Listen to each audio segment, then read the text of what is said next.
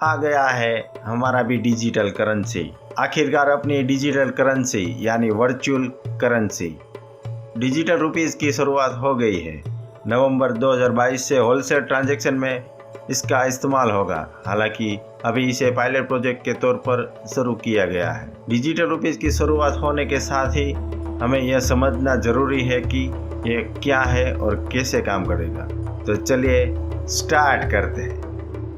Digital rupees अब आपकी pocket में नहीं होगा, लेकिन वर्चुअल वर्ल्ड में इसका इस्तेमाल आपके जरिए ही होगा। ये नोट की तरह जेब में रखने के लिए नहीं मिलेगा, प्रिंट भी नहीं होगा, बल्कि टेक्नोलॉजी के जरिए आपके काम आएगा। जैसे क्रिप्टो करेंसी बिटकॉइन का इस्तेमाल होता है, सरकार इसे पूरी तरह से लीगल टेंडर बनाएगी। इससे निवेश भी आसान होगा। अच्छी बात यह है कि इसे हमारी सरकार RBI रेगुलेट करेगा, इसलिए पैसा डूबने का खतरा नहीं होगा। रिजर्व बैंक ने नवंबर से बड़े ट्रांजैक्शन के लिए इस्तेमाल होने वाले डिजिटल रुपीस के लिए कुल 9 बैंकों का चयन किया है। डिजिटल रुपीस का इस्तेमाल बड़े पेमेंट और सेटलमेंट के लिए किया जाएगा। रिजर्व बैंक के मुताबिक इसका इस्तेमाल सरकारी सिक्योरिटीज यानी सरकारी बॉन्ड्स की खरीदी बिक्री पर होने वाले निपटारे की रकम के तौर पर होगा। रिजर्व बैंक ने यह भी कहा है कि महीने भर के भीतर रिटेल ट्रांजैक्शन के लिए भी इसका इस्तेमाल किया जाएगा। क्रिप्टो करेंसी के जाल से बचने के लिए RBI ने अपनी डिजिटल करेंसी इंट्रोड्यूस की है। इसका नाम CBDC यानी कि central bank digital currency. Digital currency का फायदा यह होगा कि अब नकदी का सर्कुलेशन कम होगा और वर्चुअल ट्रांजैक्शन पूरे होंगे। इससे ट्रांजैक्शन कॉस्ट में कमी आएगी। डिजिटल रुपीस में फिजिकल नोट वाले सारे फीचर्स होंगे। लोगों को डिजिटल रुपीस को फिजिकल में बदलने की सुविधा होगी। अभी तक की योजना के मुताबिक डिजिटल करेंसी के लिए अलग से बैंक खाता खुलवाने की कोई ज़रूरत नहीं होगी। डिजिटल रूप में जैसे हम अपने बैंक अकाउंट में कैश देखते हैं, वॉलेट में अपना बैलेंस चेक करते हैं, कुछ ऐसे ही इसे भी देख और रख सकेंगे। डिजिटल रुपीस को 2 तरह से लॉन्च किया जाएगा।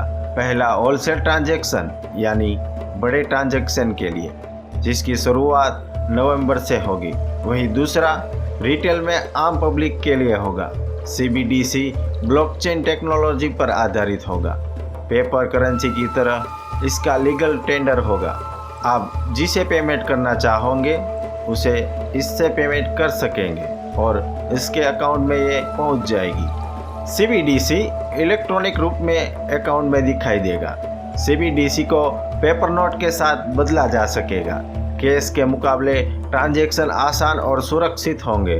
ये बिल्कुल कैश की तरह काम करेगी, लेकिन टेक्नोलॉजी के जरिए ट्रांजैक्शन पूरा होगा। एक तरह से इसे इलेक्ट्रॉनिक कैश कह सकते हैं। क्रिप्टो करेंसी पूरी तरह से प्राइवेट है। इसे कोई मॉनिटर नहीं करता और किसी सरकार या सेंट्रल बैंक का कोई कंट्रोल नहीं होता। ऐसी करेंसी गैर कानूनी होती है, लेकिन RBI की डिजिटल करेंसी पूरी तरह से रेगुलेटेड है।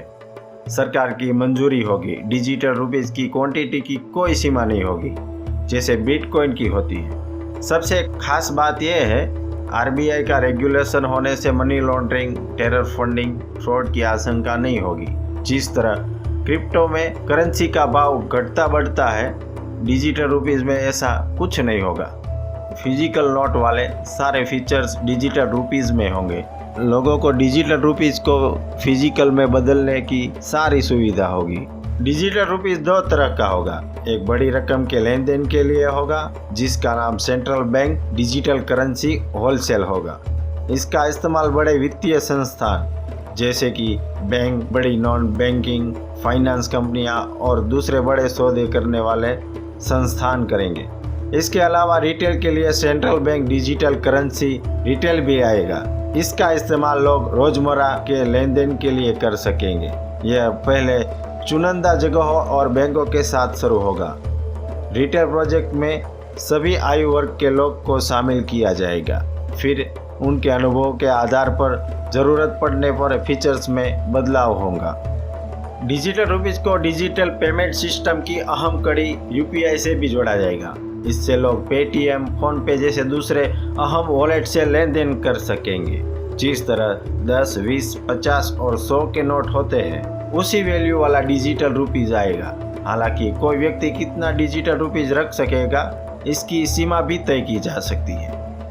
डिजिटल करेंसी से पेमेंट पर गोपनीयता बनाए रखने की कोशिश की जाएगी। मुमकिन है कि चुनिंदा सरकारी एजेंसियों को छोड़कर बाकी किसी को डिजिटल रुपीस में हुए सौदे की पूरी सटीक जानकारी नहीं दी जाएगी। डिजिटल रुपीस मौजूद करेंसी नोट की व्यवस्था को खत्म करने के लिए नहीं आ रहा है, बल्कि लोगों को लेन देन में एक और ऑप्शन देगा।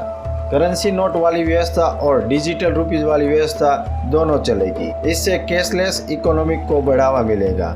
डिजिटल रुपीस कुछ इस तरह से लाया जाएगा कि बिना इंटरनेट के भी इसका पेमेंट किया जा सकेगा। मकसद ये भी होगा कि ऐसे लोग जिसके पास बैंक खाता नहीं है वो भी इसका इस्तेमाल कर सकेंगे।